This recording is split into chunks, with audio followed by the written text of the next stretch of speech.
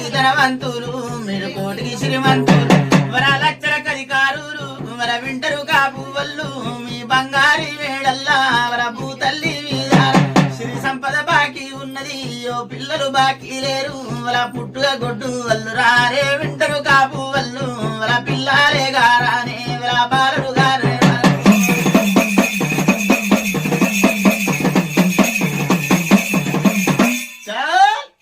నాయన కాపు కన్నరెడ్డి ఆ కాపు లచ్చమ్మ